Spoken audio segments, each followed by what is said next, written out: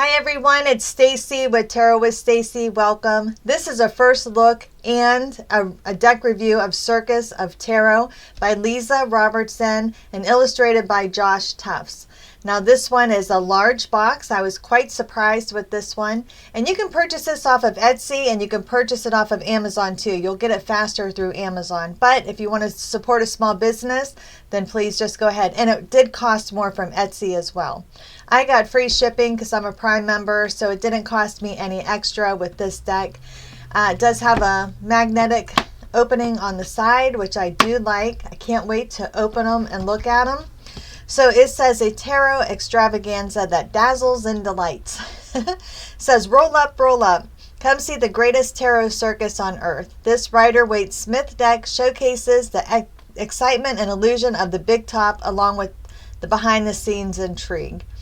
The richly illustrated suit cards are cleverly comprised of clockwork machines, balancing blades, water acrobatics, and blazing fire dancers, making this deck the perfect choice for tarot readers who are drawn to the magic and mystery of the ringmaster's mystical domain. Now, an interesting fact about me, well, about my grandmother actually painted for Barnum and Bailey, which is a well-known circus here in the United States. And that was back in the 70s. So I believe it was like a train car that she painted for. And that was pretty spectacular.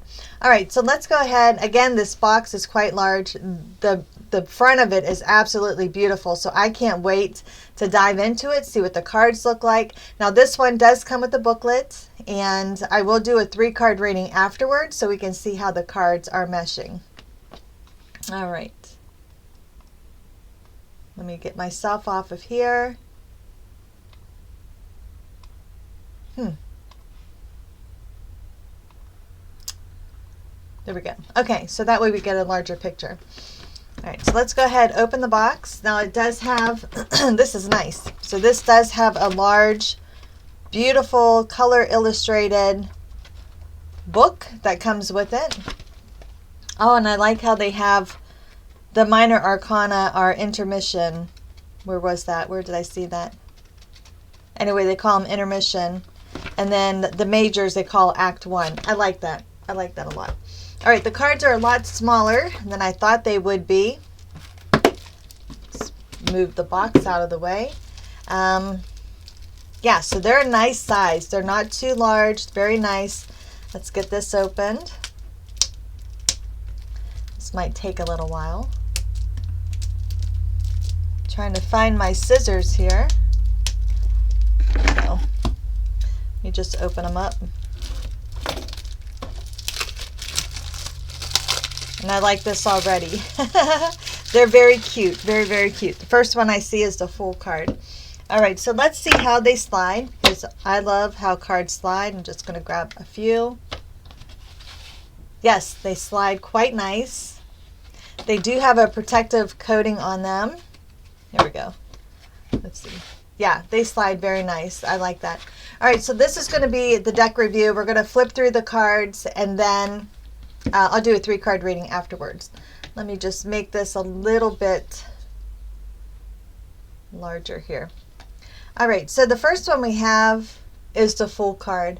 And if you can see here, this person has like a stick and they're riding like, this looks like a rabbit to me. And we do have a little bit of clouds and the sun going through. Now the colors on here are kind of pale, so it's very beautiful. We have the High Priestess, which is on the rings. Empress. Emperor. The Hierophant. Now, I like how they did the Hierophant. They made it female.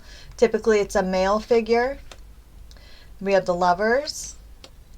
The Chariot. Strength card. I do like this because it's a balancing act. We have the Hermit. The Wheel of Fortune. Justice, the Hanged Man.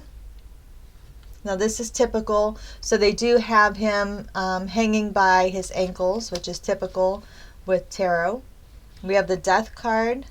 Now this one looks like spirits are escaping a box. We have the Temperance, the devil, and the devil is a female with this one as well. We have the tower, which is a lot of fire around there. The star, it's almost fireworks. The moon, now this one is like the cover. That's so beautiful. We have the sun. The sun has, it looks like a mustache. We have judgment, the world, and that is the major arcana. So then we're going to go into the suit of swords. So we have page. We have 2 pages. Why do we have 2 pages? Oh, okay, so this is how they're doing it. Okay, so they're doing it by the name, and then they're doing all the cards. So this is the page of swords, the page of wands, page of cups, and the page of pentacles. So they're just different colors if you see here. Quite beautiful though. So then we go into the knight. Now the knight has different imagery. If you can see, they're different. So there's the Knight of Swords, Knight of Wands, Knight of Cups, and the Knight of Pentacles. Then we're going into the Queen of Swords, the Queen of Wands, the Queen of Cups, and the Queen of Pentacles. So they are all different as well. Just a different, yeah, they have a different background. Okay. Then we have the Knight of Swords, the King of Swords, or I'm sorry, the King of Wands, King of Cups, King of Pentacles, the Ace of Swords, the 2 of Swords, the 3 of Swords. Okay, so now we're going into just suits. Then 4, 5, 6. I like this because it kind of looks like a narwhal. We have 7. 8 is like a spider web. 9, 10. Then we're going to go to the Ace of Wands. And then we have the 2, 3, 4, 5, 6, 7, 8, 9, and 10. So it looks like it's telling a little story as it's going through. So we have the Ace of Cups, 2 of Cups, 3 of Cups, 4, 5, 6, 7, 8, 9, 10. Ace of Pentacles, the 2 of Pentacles, 3, 4, 5, 6, 7, 8, and then 9. All right, so where is, where are the 10s? Did we do 10s? We have the 10 of Wands. We don't have the 10 of Pentacles.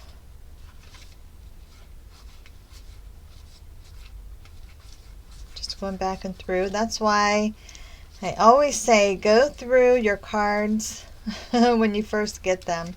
So let me just make sure we don't have a 10 of Pentacles here.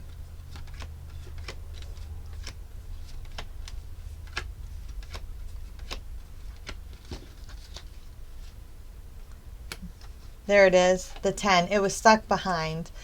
So it's always good to go through when you do get a new deck, to go through, because this one actually was sticking behind the other one. I have had decks where I was missing cards. So, and it was too late to actually call the company and let them know, because I like had the deck for a couple months. So by that time, it is a little bit too long. All right, so let's go ahead, shuffle. Let's do a 3-card reading now. And I really should have Palo Santos these, because I do like, when I do get a deck, I like to do a deck interview. You know what? Let's do that. Let's go ahead, cleanse them. Let's do a deck interview, see what kind of information we're going to get. Let me just use my Palo Santos real quick. And I'm going to cleanse the cards. And then I'm going to do, I'm I'm going to do a 3-card deck interview to see what information it's going to provide for us. All right. So I like to take my cards and go around 3 times to take out any energy that was in the cards from maybe who handled it, shipped it, you know, because it does exchange several hands before you actually get it. Knock on them, again, clearing the energy. All right, let's do a deck interview first. Now, a deck interview, there's different ways you can do it, but I typically like to just do a 3-card. So my deck interview. All right, so this deck interview, it has to do all with cups, the 9, 10, and the King of Cups. So we really do know we have that knowledge. So this one's going to provide us knowledge. It's going to let us know that we're almost at the end. We're almost at the end. We're having that progression. We're moving in the right direction. And with the 10, we're finishing something, and we're going to be rewarded at the end. So again, we're going to be rewarded knowledge. That's how I feel from these cards. So my deck interview, this is really going to be about knowledge. So what do we need to know? And I do my deck interviews periodically. So with this one, this is about knowledge. It's about things that are almost in completion, then they complete, and we're going to learn lessons. So let me give these another good shuffle here. Let's just do a 3-card. So this is what we need to know. So we have 2 queens. We have a Queen of Swords and the Queen of Wands. So we're doing a lot of thinking. We're getting motivated. With the swords, it is having us really think. So think about, we have went through trial and error here. And I'm looking at the cards because these are different.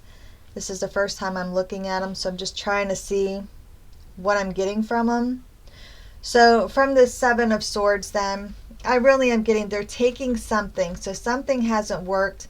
They want to start trying different things. Now I can't see what this is that they have, but it is about an overtime experience. So maybe they've been here quite a while, because if you look in the back here, they have a lot of different outfits. So I feel like they have been changing and shifting for quite a while. Now we bring the queens in. This is about, look at the situation from a different point of view. Now if you look here, we have a sword, which goes with the Queen of Swords. And it looks like we have some boots. So we're changing shoes. He doesn't have his shoes on. So there is something that's shifting. With that Queen again, don't jump to decisions and look at it from a different point of view. With the Wands as well, this is really about clearly seeing the situation for what it is, telling you to slow down a little bit.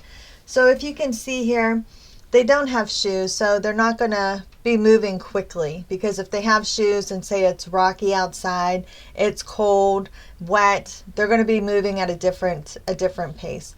We're going to have patience as we're moving forward with this too, because something is coming. We are moving through. We're having that, we're looking at situations from different ways. We're really looking at it, seeing how we can take action now, and just really looking at it with a new set of eyes. So, and if you remember what my deck interview was, we were almost at completion. So it is about moving. So we are moving in the right direction, and we do have that feminine energy that is coming in very strong, very important. So this is a very important lesson. It's also telling me from here, it's about balancing, using your inner magic as well. So that was a 3-card reading with this one. And I hope you like it. So really when I do these, again, this was a first look, so I'm just trying to pick up on what I see as well. I do like this deck. I like the imagery. I like that it has a big card, or a big book, I mean. So let's see what the book means for the 7 of Swords. Let's see what it says.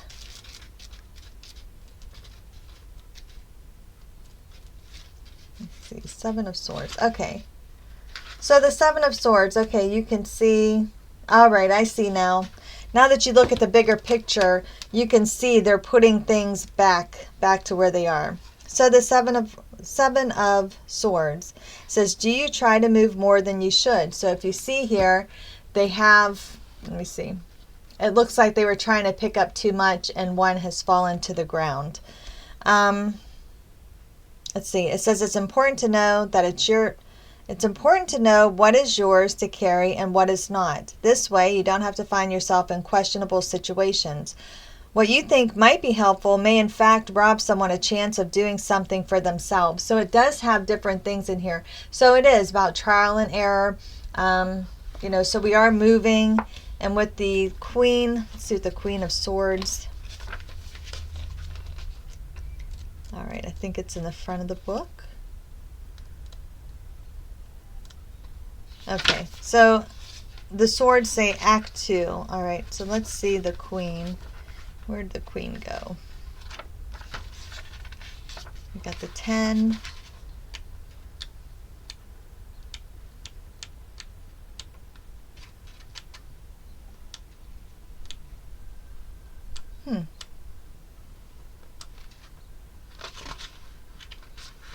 I'm not finding.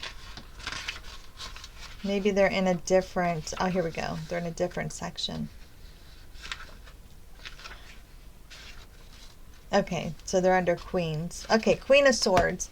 So this one says there's a very fine line between logic and intuition. This queen can usually walk the line with grace, but sometimes logic wrestles the intuitive mind to the ground and beats it with a stick. All right, so it's just telling you to, you may lose that trust and support of your fellow performers. So there are different things. So you can read the book, but I just look at it intuitively, what typically the card means. But when people create a deck, of course, they throw in their own interpretation of the cards, which is awesome because they're looking at it from their point of view. So it is a story. This is a storyline because they do have Act 1, Act 2, Act 3, Act 4. I do like that. So it's like an intermission. So it is carrying you through like a circus where there's different parts. They all have a different role to play. And you can read here too. It says, welcome to the show. That's something that I read before. Setting the stage, how to do the reading with your new cards. Yeah, so there are questions too that you can ask, like what lessons does this card show that you've learned from your past? How have these lessons benefit you? Why are you holding on to them? So there are different things.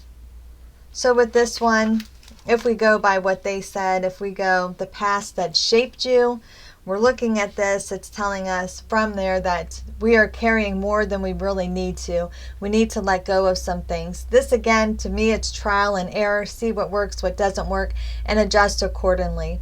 Now when we have the Queen of Swords, it's about bringing that patience in, because before maybe we didn't have the patience. Maybe we thought we could do everything and we really can't. Sometimes we take more on than we can because we're afraid to tell people no. This is telling you now just to go ahead and learn from that. So from this one, what lessons does this card show you've learned from your past? You've actually held on to more, and you need to be more vocal and turn things down, because it says, how have these lessons benefited you? It's going to teach you patience. It's going to teach you that things are going to move along. They're going to take a little bit more time, and you really do need to take some time for yourself as well. And how are you holding on to them? Well, with this one, you're going to see it from other people's views. So why are you holding on to them? Because you really want to look to see how other people perceive that. Because I feel like with that kind of reading, it's telling you that we're kind of afraid to say no because we don't want to look bad in other people's eyes. We always want to put ourselves on a pedestal, be a yes person. But in the end, we're the ones that suffer because, not only can your family life suffer, maybe it interferes with your job, and you're just not balancing everything. Trial and error. See what works, what doesn't work, and don't be afraid to let go of something, because we aren't meant to do everything, and that's just the way it is. All right, so that was Circus of Tarot deck review. I like this deck. I like the imagery. I like the big book. I love the imagery of the cards. So this one, I'd highly recommend this one. And I forget what I paid for this one. Let me look real quick. I think it was like $25. Let me look real quick, because I get on my Amazon account. because it will tell me it was delivered today. Here we go. Cirque of Tarot was $24.06. That's what I paid for them. And they're like minus 25% right now on Amazon. But you can purchase them from Etsy, support a smaller business, and they were in the $30 range. So, all right. Well, I hope you like that review. Again, this is called Cirque of Tarot. Beautiful deck. I love, there aren't many decks that I don't like, but there are some that I will do reviews that I don't particularly care for them. So I like to see how the cards align with me, what energy I get from them, what I feel from them. And, with this deck interview as well, it was telling me what I needed to know. All right, so I will catch you on the next video. Thanks for watching. Bye now.